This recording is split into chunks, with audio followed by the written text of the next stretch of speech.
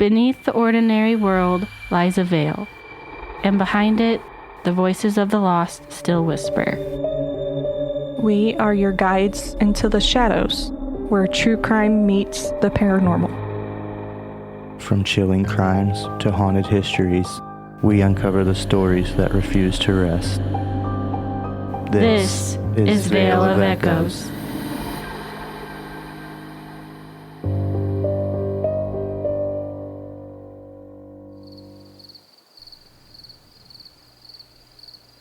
It's late, cold enough that the fog hangs low across the road.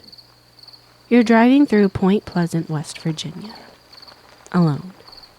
No cars behind you, no headlights ahead.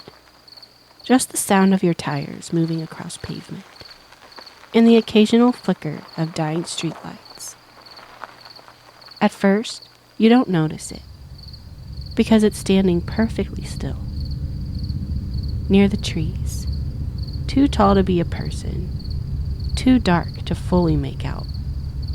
And for 1 second, your brain tries to convince you it's nothing. Until the eyes open. 2 glowing red eyes, reflecting back at you from the dark. Not animal eyes, something else. And then, it moves. Not running, not stumbling out of the woods. Rising. Its wings stretch outward, far too large, far too unnatural, before it lifts into the air without a sound. And somehow, even before it gets close, you already know you shouldn't be seeing it. Because the stories always begin the same way. A lonely road, a feeling that something is watching you, and 2 red eyes waiting in the dark. People claim it was a warning. An omen. A creature. Or something far worse. And not long after the sightings began, people started dying. This is episode 63. The Mothman. Welcome to Veil of Echoes, a cinematic, immersive experience where true crime and the unexplained collide. Because not everything can be explained, and not everything stays buried. Some stories don't end. They linger, they watch, and they echo. Every legend starts somewhere. A sighting, a whisper, a story people try to explain away. Until more people see it too. And sometimes, the fear doesn't come from what people saw. It comes from what happened afterward. Because for over 50 years, people have asked the same question. Was the Mothman just an urban legend? Or was it a warning? We're your hosts. I'm Lindsay. I'm Zach. And I'm Bria. Before we begin, this episode contains themes of death, disaster, and unsettling encounters. Listener discretion is advised.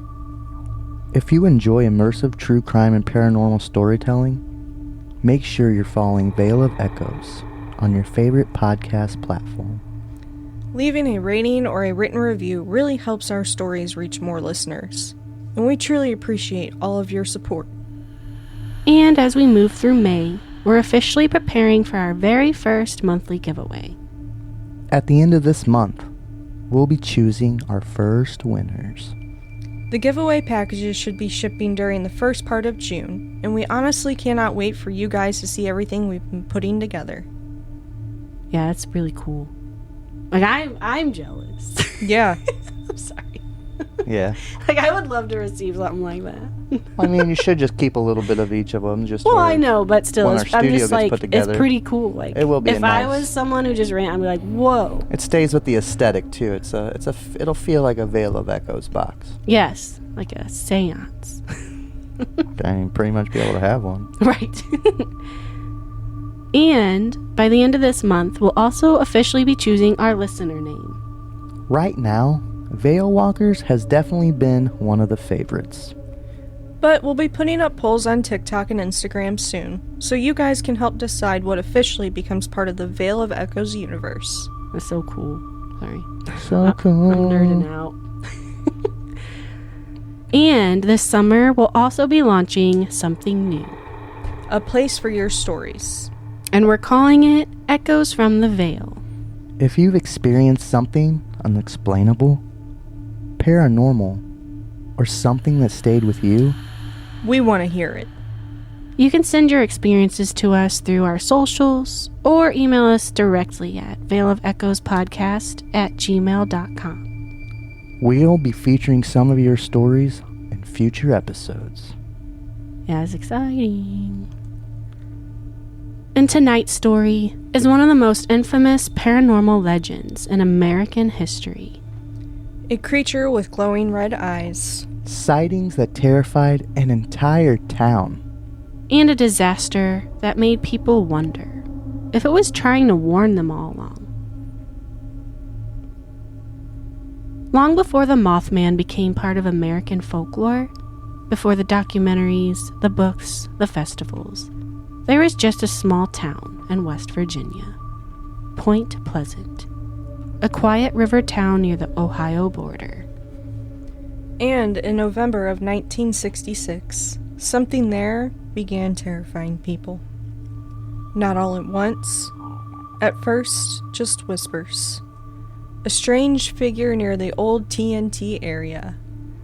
Red eyes in the dark. Something moving through the trees at night.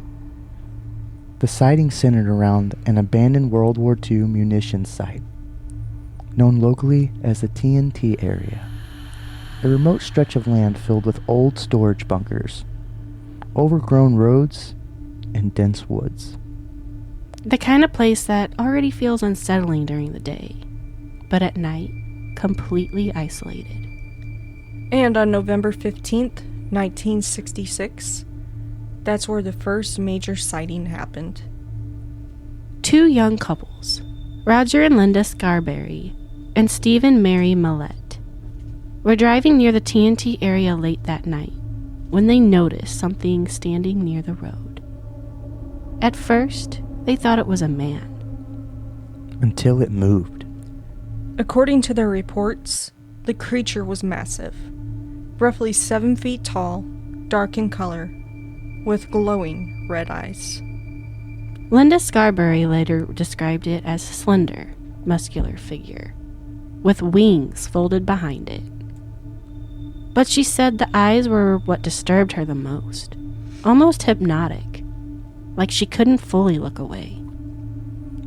Panicked, the couple sped away. But according to them, the creature followed. I'm just either seeing Jeepers Creepers in my mind or like a huge ass fly. I'm seeing Jeepers Creepers. The red eyes is like Jeepers Creepers. Courage the Cowardly Dog. Wasn't there a fly villain on there? Maybe that's what I'm thinking.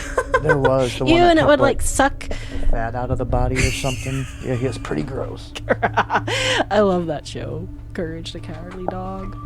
Courage the Fly is a season 2 episode of Courage the Cowardly Dog, where D-Long turns Courage into a fly. Courage, as a small fly, must save the farmhouse from a falling top-secret government satellite that he overhears is targeting their home.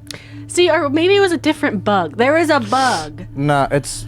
Was it the fly? Was it that one? There is a different episode. It's a giant fly, and he like sucks Eustace and Muriel pretty much to like skeletons because he feeds off of them. Yes. That, oh God, Do you remember? what was the name of that one? Do you I don't know the remember? name of the episodes, but I just remember the creatures. Gosh, I love Courage. I want to watch that now. Because, I mean, that one time I had sleep paralysis, all I could see is a fucking butcher from there, the hair cutting guy from that. Fred. Yeah, and it gave me nightmares for days. I found it. What Found it. What is it? The gentleman bug. Ew, let me see it. Yeah, because he was like trying to cure them. Yeah. They thought they had a sickness. That's what I think of. That's what I'm thinking of. But then Yep. Just give that The thing gentleman wings, bug. bigger moth wings. Ooh. The gentleman bug in Courage the Cowardly Dog is named Jeeves Weevil, a refined British accented human-sized Boll Weevil, Weevil. He was always so polite when he who did it too, acts remember? as a butler to Yes. the Bag family in the season 2 episode. Despite Eustace his polite Bag. demeanor, he is a villain who preys on kindness and sucks the life out of its host, even turning Eustace into a pile of dust. Yeah. Sorry. And he was still I'm crabbing just thinking of Eustace. He's so mean to poor Courage. for no and- reason. And when I'm just thinking of that episode, the not the butcher, he was the hairdresser. Close enough. But Yeah, that was my bad. Didn't mean to call him a butcher. I meant to say well, barber. close enough though. But because Eustace just locks him in there. Yeah, and then he has to go to the store to get fucking tools, and he's like out eating at the beach, watching a movie. At the and beach. Courage is stuck in there with a psychopath, and he's just like, Wasn't Muriel's nephew? yeah. Yep. Yeah, but yeah. That's what he said anyway.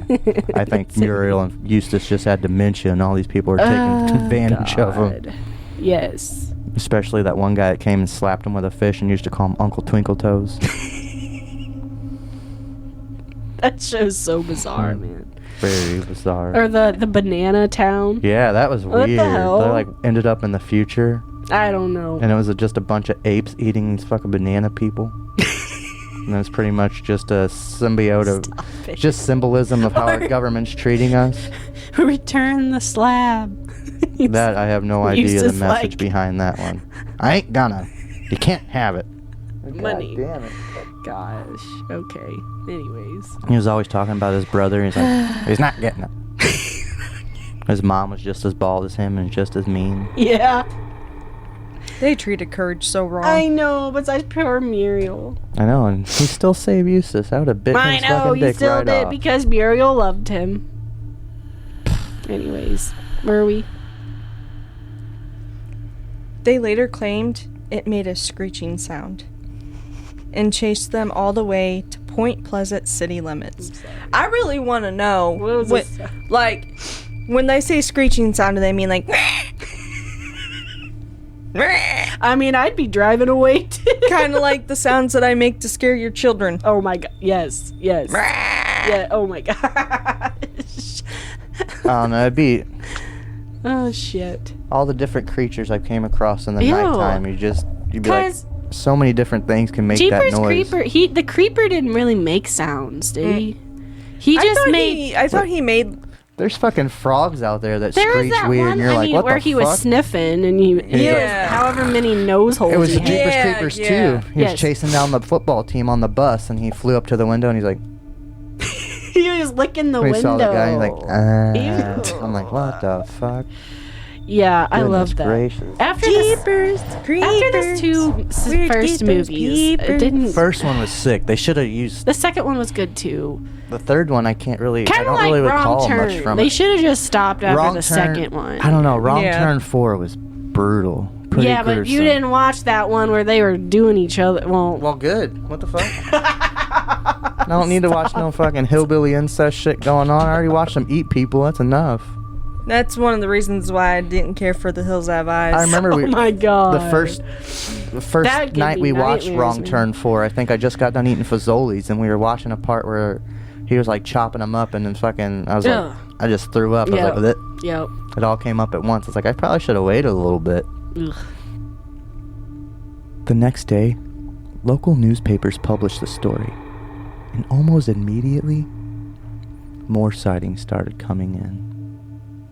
Volunteer firemen described a giant bird with glowing red eyes. Other witnesses reported strange noises, large wings, and the feeling that something was watching them from the trees. And suddenly, what sounded impossible was no longer just one story. It was becoming a pattern. Because once people heard about it, they started seeing it too. And over the next 13 months, the sightings would only get stranger. After the first reports hit the newspapers, fear spread quickly through Point Pleasant. People started locking their doors earlier, avoiding the TNT area at night, and paying closer attention to what might be standing just beyond the tree line. Because the more stories came in, the harder it became to dismiss them all as a coincidence. Witnesses who had never met each other were describing almost the exact same thing. But an owl? There's your Mothman. Ooh. An owl. That's an Ooh. almost 4-foot owl. Yeah? That most of them are blacker than that at night. He's a little more brown, but they usually come in that variant. Well, like, look at that picture right to your right. Which one? all these Go back. ones, like That he one is- that you just had your finger on, he's This pretty one? dark, yeah. That one. Yeah, yeah. Yeah. Especially at nighttime. Yeah. and his eyes are like, look at that. Oh, yeah, they are red. Yeah, like they're not. Hoo that's hoo, not- motherfuckers! It's the Mothman. Yeah, day or night, those bitches are red. That's funny. But the only That's issue creepy. is, I don't think they're in Point Pleasant. Well, it's kind of like the owl that I was holding when I worked at Family Pet. Yeah, This thing fucking looked at me with like fire orange eyes, and I'm just like, if I saw that in the fucking middle of the night, Yeah. boy, I'd be fucking gone. Ooh. Hell yeah. See, yeah. I think Vale should be an owl, Oh, and Vale Echo and should be we should still be the need crow. those pets for our mascots. I mean, right now I think Siri I and just Chester think that for that are same reason. mascots. Yeah. I think Vale because they can see better, Yeah. and then Echo because they mimic more. But do All right, Do I'll get crows- my permit to own some You should, exotics. you should. Do crows get along with other birds though? Would they get along with an owl? I Just mean, depends. yeah. They're not going to be in the same like cage or anything. No. That's why I love Gemma off of she had pet crows, right? Ravens off of Sons of but Anarchy. riding through this world. She had pet. No, Gemma, she had a cockatiel. She had ravens though. Was that her or was that Clay. Clay? Maybe Clay. They had. Because one of them had, I think it was in his room that he had the birds. So I remember that she had the cockatiel because they would talk about how when they were going to Belfast. Yeah. In later seasons, Gemma Morrow keeps caged crows, symbolizing her need for control, manipulation, and the dark, ominous nature of the cloud. I don't remember the crows. Is that before she got with the Spanish guy that drove the blue lowrider? Yeah, she had pet convertible? crows. Because When did she have the crows? Because it Later seasons. I'm about to say it was like the last 2 or 3 seasons. She didn't have them the whole time. Yeah. No. Yeah, they were in later seasons. I just 'Cause remember in it was the. getting closer to when her and Clay were starting to split, and Clay was getting his tats blacked out, his tattoos Is in her blacked room, out. there is a scene where she had. She was covering I'm them gonna up have or something. I'm gonna have to rewatch that. So there you 'cause- go. That's a good. Because I don't remember Yeah. the crows. I remember the cockatiel. Yep. Only because I remember when they were going to Belfast, Clay handed the cage over Yes. to Filthy I Phil. think this was though when she was with that guy, the other guy, in the later season. What was his name? I don't remember his name either, but The- it wasn't too long before Jax walked her out to the fucking garden. Yeah, this guy, right? Yep. I forgot what else he played in I liked him in. There's a few other things he was in. But yeah, he kind of came out of nowhere because he didn't show up till like season 4 Nero. or 5. Nero. That's right. Nero. Yeah, because of that name. That's the same guy off of fucking Devil May Cry 4. But yeah, she had yeah, in the later seasons. No, I just thought it was really sad though that Unser went to protect her and Jax was like, ha! Fuck you. Yep, everybody got it. I mean, seriously, everybody, like, You crossed the wrong sun. which reminds me, on our way in, when we were going to Filoni's yesterday, we got on 67. We're in the right-hand lane, and here comes this motorcycle coming up next to us. And the guy's got a cut on. And I thought it was an ANVET's cut, and I looked at it again, it was a Hell's Angels cut. Oh. I looked at Caleb, I said, stay away. Hey.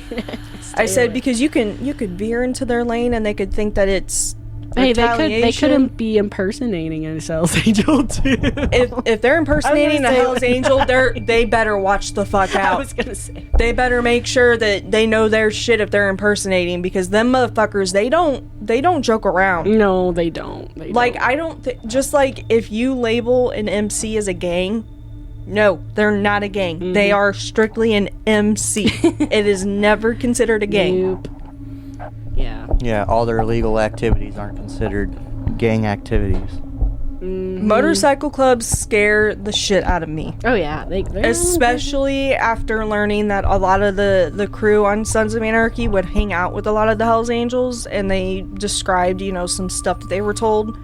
Them motherfuckers are fucking Well, I mean, isn't crazy. that depicted of real motorcycle gangs? Yes. Like, everything they did in there? So I mean, seriously, if you were kicked out of the club, you only had so long to get your tattoos blacked out. And they showed it in the first season with that guy that ratted on Opie. Mm-hmm, mm-hmm. If you don't have that stuff blacked out, they burn it off, they cut it off, or they use acid on you. Fuck that, man. Them people are nothing to fuck around with. No, I agree. Hell no. But Sons of Anarchy is a very good show. No, it is. It's one of my favorites. Most sightings described a creature between 6 and 7 feet tall, with massive wings stretching outward from its back. Some witnesses said its wingspan was close to 10 feet. Damn. Its body was usually described as dark gray or completely black, humanoid, but not fully human.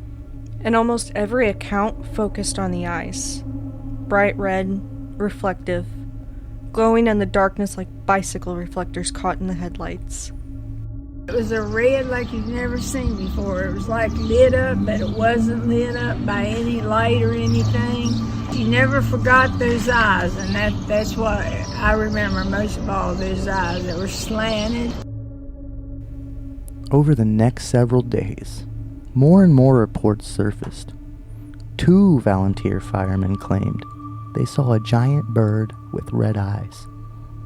A local contractor named Newell Patridge reported strange buzzing sounds coming from his television before spotting glowing eyes in a nearby field. Shortly afterward, his German Shepherd disappeared. Okay. What? That's depressing. Stop. Sorry, Lindsay. I cut you off, but that's depressing. And he believed the creature was responsible. Well, I'll go hunt that I'm gonna creature tell you down. right now, I'm hunting that motherfucking creature down. You ain't taking my fucking fur baby from me, you motherfucker. You're gonna die tonight. You're gonna die. You gonna die. That poor German Shepherd. You gonna die. I'm gonna find me a fully automatic rifle, and I'm coming for you, bitch. You better watch out. I remember my first interaction with a German Shepherd was Ron's sister's dog, and his name was Lucifer. Of course. And he only liked 2 people. Oh. Yeah, because they probably taught him that. One of the girls I went to high school, elementary, middle school, and high school with, her dad used to be a police officer, I think for DeSoto, and he had a canine German Shepherd, and that thing had to be kept out in its cage in their garage. Jeez. Because he was so mean. You would walk by his cage and he would try to jump through like he was mean. Goodness. I remember walking by him, but I was always like, "Hi, buddy." Oh my God. And he's just my like, face off, but he's like over here showing his fucking teeth and like, I remember Cujo. you got that cocaine? One of the pit bulls we ended up with was the same way. I don't know what it was, but the first owner that had him always kept him chained up outside. And when we played at that guy's house, he would always get to the end of the chain to try to get us. So I don't know what made Mom and Ron be like, oh yeah, this is good. We brought that dog home. But then that is the only dog that didn't fucking try to do anything to us after we got him home. Yeah, who knows what that owner did to him. Neither did OJ. I had a big black dog named OJ. He was a lab. Yes. He was a monster, and him and Muttley were best friends. As panic grew, people began looking for logical explanations. One theory came from wildlife experts who believe witnesses may have seen a sandhill crane. A large bird with a wingspan reaching nearly 7 feet and reddish coloring around its eyes. Others suggested it could have been a heron, or even a large owl misidentified in the dark. Which that one owl picture makes sense. And maybe some sightings were misidentified birds. But witnesses insisted that wasn't all they saw. Because birds don't usually keep pace with moving cars. They don't hover near roads watching people. And they definitely don't leave entire towns afraid to go outside after dark. Because whatever people were seeing, it wasn't behaving like an animal. It appeared suddenly, disappeared just as fast. And according to some witnesses, it felt aware of them. Like it wasn't just being seen, it was watching back. If you saw something like that, something massive watching from the dark, would you try convincing yourself it was just an animal? Or would you believe something else was out there? Kind of both. Because, Yeah. like, today on my way here, when I left Somerset, there was, it looked like a dead cat on the road, but it wasn't a dead cat. So I had to, like, second guess myself and look back at it, and it was a stuffed animal, like a kid's stuffed animal. Yeah. So, like, I can see that. But at the same time, when there's a lot of people who don't even know each other that are kind of saying the same thing, I feel like a lot of this was happening back in, because Betty and Barney Hill, wasn't that the alien encounter? Well, ever since we got advancements that was in the 60s technology too, and around cameras, this time. you're So not I'm seeing a lot like- of cryptid videos coming up. Most of our cryptid videos are 30, 40 years old. You know? release the files! Yeah. Yeah. UFO files. Well, in the Epstein files.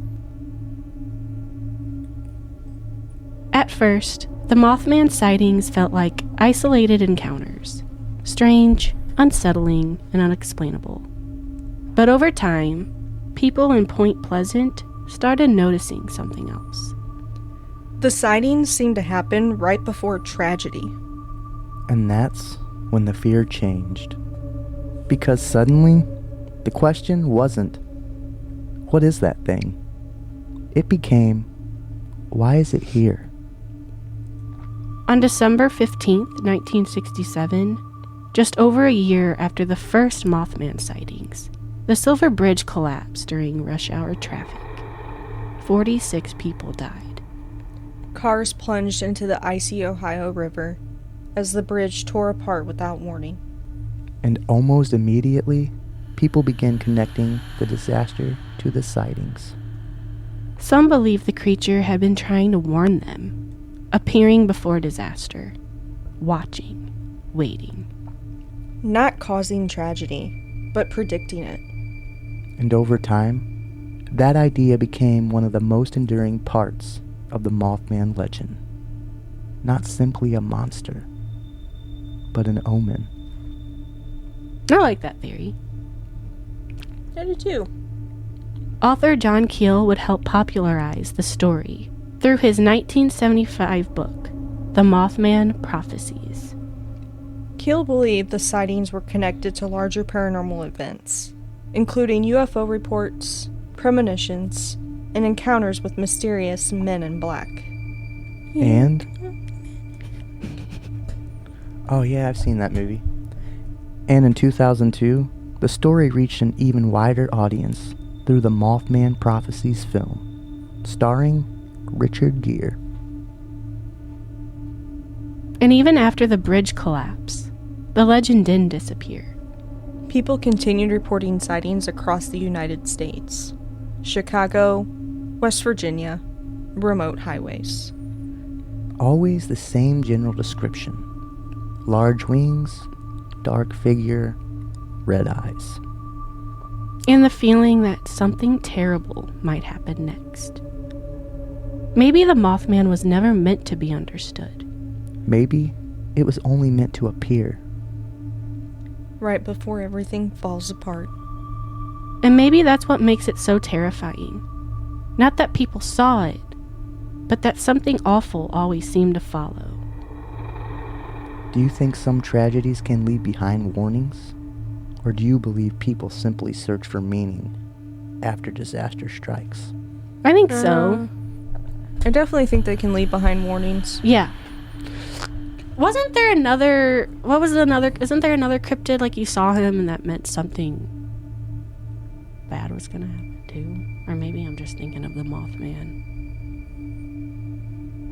I think it's mainly the Mothman where Yeah. disaster or tragedy, because most everything else Maybe is I'm like it's thinking going to happen about, to you. like if you see what in those, like if you see a bird outside your window, or what was it? You see him outside your window, that meant someone was gonna die. Oh, the owl? Yes, That you were gonna die or something Maybe like that's that? what I'm thinking of, yeah. But yeah, I think so. Well, if you see the Yule Cat, we're all fucked. Oh my god. That was... Ain't no fucking... You better have a brand new shirt on. You better just bought that bitch and pull the tags off of it. That's fucked up still. That's Poor messed kids up. can't be broke no more. It's not even their fault. Gosh. Right. Like, oh, your parents don't work hard to get you better clothes? Snatch! Right. Holy That's shit. fucked up. I would have been murdered. What was Grayla. Grayla and the Yeah. Yule Grayla. Cat. Grayla. That fucking Grayla. old witchy bitch in her saggy tits. Stop. Come here, boy. I'll tongue your dong while you suckle my teats. Oh my god. Oh, wow. As the legend grew, so did the need to explain it. Because for some people, the idea of a giant winged creature watching a small town from the darkness was simply impossible. And over the years, researchers, skeptics, wildlife experts have all tried to answer the same question. What were people actually seeing? One of the most common explanations was the sandhill crane, a large bird with a wingspan that can reach nearly 7 feet, and a reddish coloring around its eyes. Wildlife experts believe the crane may have wandered off its normal migration path, making it unfamiliar to many residents in Point Pleasant. Others suggest a heron, or even a barred owl, could explain the sightings. And then there were the eyes, the detail that almost every witness remembered, bright red, glowing in the darkness. Skeptics argued the glow could simply be eye shine, light reflecting off animals' eyes at night. Something common in owls, deer, and other nocturnal animals. But fear has a way of changing perception, especially in isolated places, especially after dark. One terrifying story becomes another, and another, until an entire town starts looking over its shoulder. And once people expect to see something, sometimes they do. Folklorists have pointed out that stories like the Mothman aren't new. Legends about winged creatures, omens, and watchers in the dark have existed for centuries. Which raises another possibility. Maybe the Mothman legend wasn't created entirely from scratch. Maybe fear, urban legend, and real sightings all became tangled together. A mixture of truth, misidentification, and human imagination. But even with all the theories, there's still one detail people struggle to explain. The feeling witnesses described. The overwhelming sense that they weren't alone. That whatever they saw was aware of them, watching. And maybe that's why the legend never really dies. Because deep down, most people can't accept seeing something strange. But it's much harder to accept something seeing you back. Especially when it follows you home. Do you think the Mothman was ever truly a creature? Or do you think fear itself created the legend? Well, again, go back to Bigfoot, I You think go it's a back true to- creature. the Loch Ness Monster. Yeah. But Like- that's just me because I like to believe that every Yeah, it has cryptid is real. Exactly. Exactly, Or that's my mermaids, theory. like sirens and shit. That's my theory. I just don't I- believe humans that are that creative to come up with these Right. things without basing it off of something. Oh, yeah. Like, there's nothing in my mind that says, yeah, this guy sat down and just wrote this. Like, Just no, out of they've seen nowhere. something. Yeah. They might have changed the name, changed the image a little bit, but, like, what's that word I'm looking for? They kind of, Evolve? pretty much lie. They add on to Oh, the story to make it. fabricate. Yeah. Fabricate, yeah. Exaggerate. Yeah, That too. exaggerate. Yeah, they exaggerate the story to make it like. Yeah. He could have been 6'8" Like back in that telephone. time. Like most of the guys I work with are 6'3" to 6'7". They're tall dudes. So back then that could have been fucking huge. They could have saw one of these guys that coming out of the mountains that don't shave well, just looks like fucking Cavemen. yeah, pretty much, Yeah. Just a guy who has long hair and a beard. He's a hairy man, and they're like, "Oh man, I bet he was 9 foot tall." And to them, Right. it could have been It's because like they only stand telephone, 5, though, 6. too, Exactly. Yeah. It gets exaggerated and passed on, and by the time it finally gets published, it's a supernatural being. Yep. Yeah. Yeah. I like to think these were real. I firmly believe they're real because again, how many people are going to sit down at night and think, I'm going to make a story up about this winged creature. Right. The government. Like, you'd really have to sit and think on it, what you want it to look like. Like, what creature would I come up with? Now you just throw that shit in the chat. Yeah. By the end of the week, you got a whole story. Yeah. After the Silver Bridge collapse, many people assumed the sightings would stop, that whatever had terrified Point Pleasant had disappeared. But according to witnesses, it never truly went away. Over the years, reports continued surfacing across the United States, and eventually across the world. In recent years, Chicago became one of the strangest hotspots for modern Mothman sightings. Witnesses described a dark humanoid figure, often seen near rooftops, bridges, or flying silently through the night sky. And once again, the descriptions sounded familiar. Massive wings, red or glowing eyes, a creature that seemed almost human, but not entirely.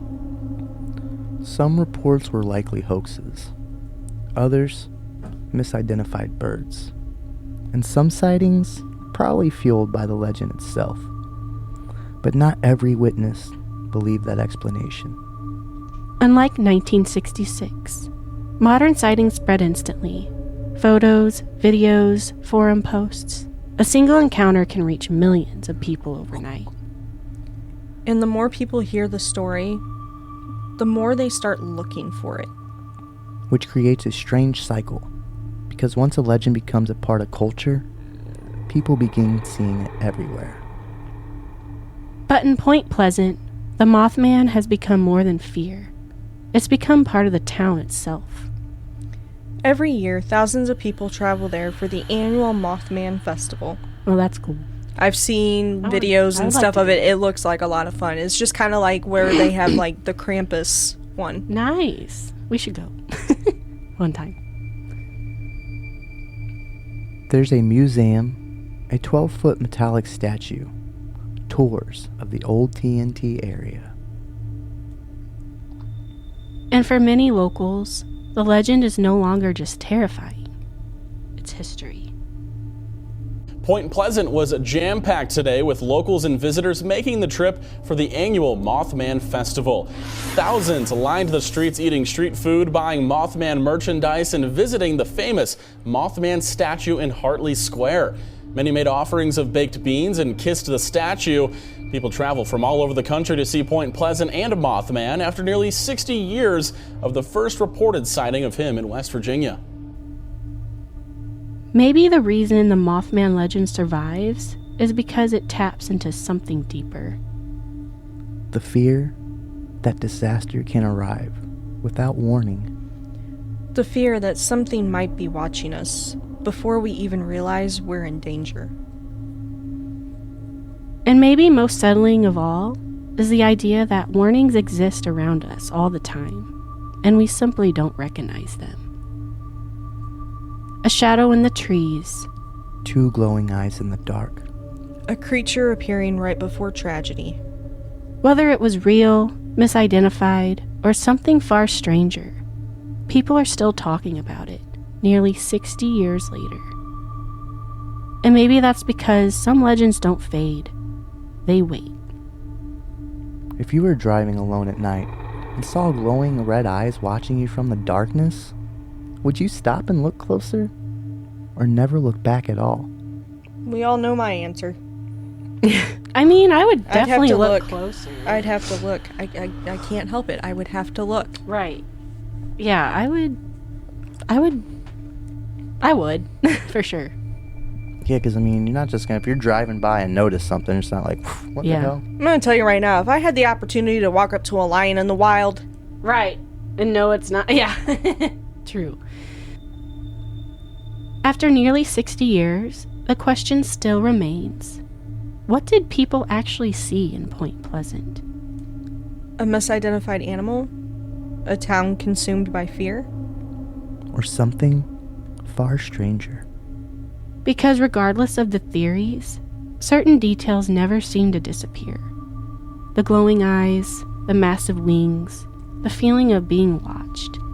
And the fact that so many witnesses, people who had never met, described the same terror.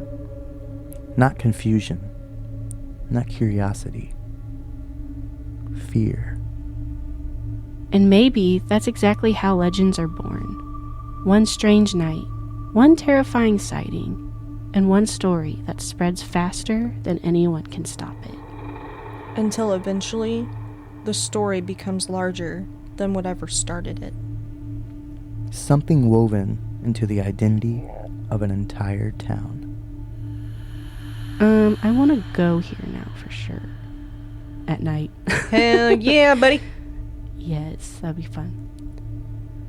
But even now, when people talk about the Mothman, they rarely focus only on the creature itself.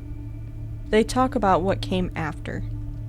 The bridge collapse, the deaths, the feeling that something terrible was approaching long before it happened. And maybe that's why the story still unsettles people today. Because deep down, most of us fear the same thing. Not monsters, but warnings we fail to understand. Maybe the Mothman was never meant to be caught. Never meant to be proven. Only witnessed. A shadow appearing in moments of fear, a pair of red eyes people still remember decades later.